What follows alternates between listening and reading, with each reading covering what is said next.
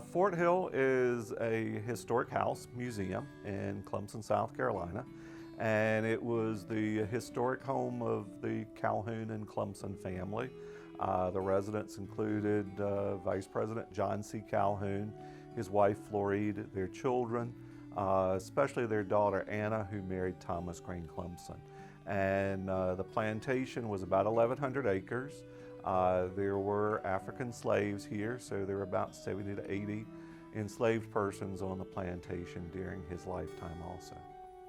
John C. Calhoun was a politician really for 40 years. From 1810, he was elected to the first national office as a member of the U.S. House of Representatives.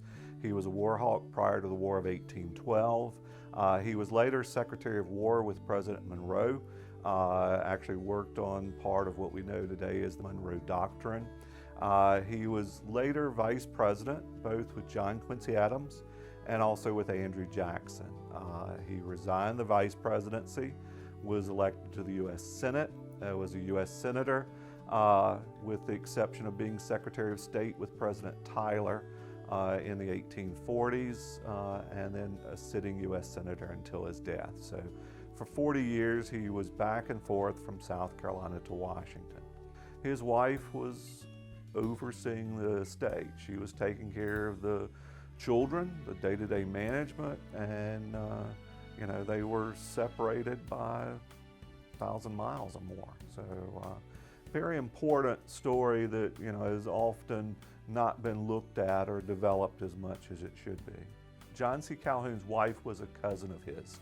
So his father-in-law was John Ewing Calhoun. Floride Calhoun, his mother-in-law, probably helped push the two cousins together, their daughter and John C. Calhoun, somewhat of an arranged marriage.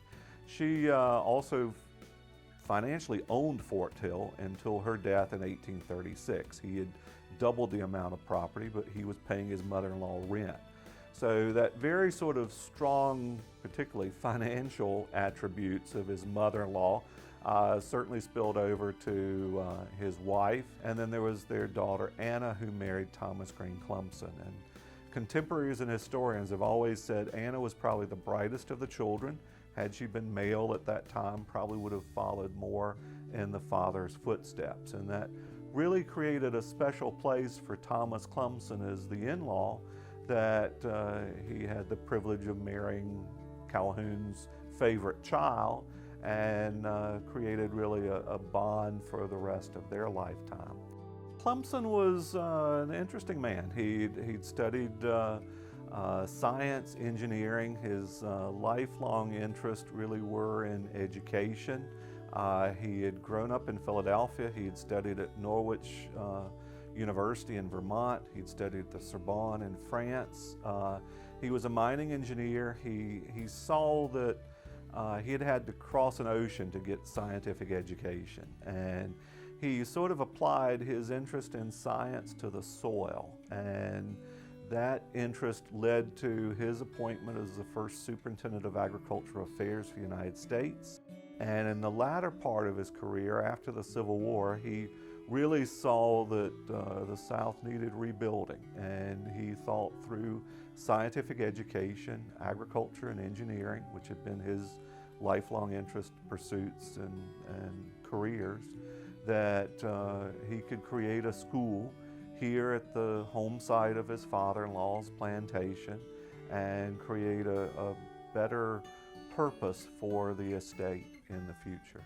The special thing about Fort Hill is Thomas Clemson, in his will, where he talks about building a college or a high seminary of learning, he talks about the preservation of Fort Hill, that Fort Hill should never be torn down or altered, but always open for the inspection of visitors.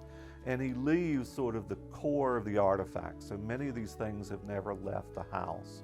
And we have a number of unique things. We have a sideboard made of wood from old Ironsides, the USS Constitution, the famous frigate or battleship that was given to Calhoun by Henry Clay, another contemporary of his.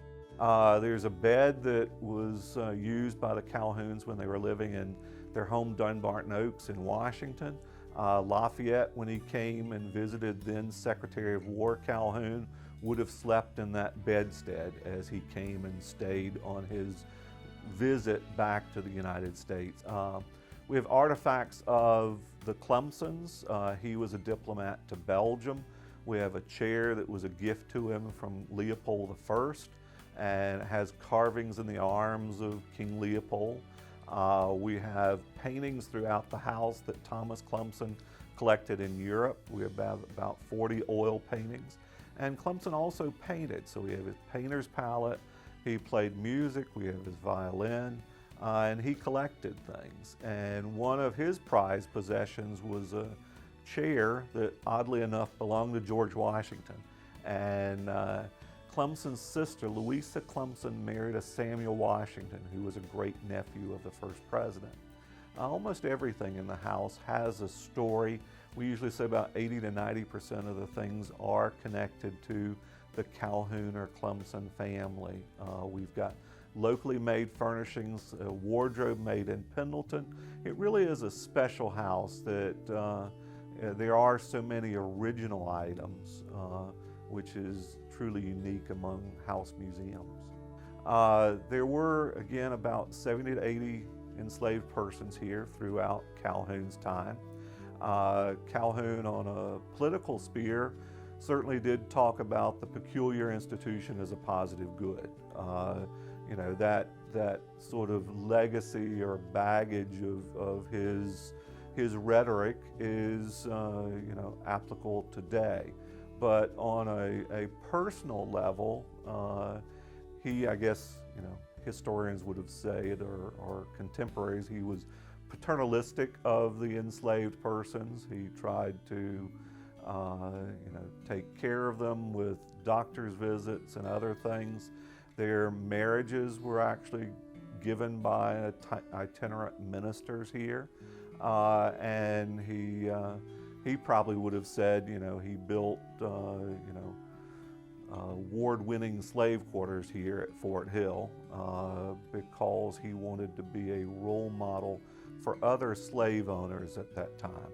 Now, that can't take away, you know, the horrible legacies of enslaved persons at that time period. But I think as we look back at as historians, and what we do at Fort Hill is we try to tell as good a story as we can with as many documents of the estate, listings of names, ages, who was here, that Fort Hill was populated not only by these famous families, but often nameless people that we are trying to recapture, not only through looking at documents, but also looking at archaeology here on the site. So there's a lot that we can learn from history if we're open enough to sort of take certainly the good with the bad, and try to dig in depth and sort of see the multiple layers that, you know, not everything's as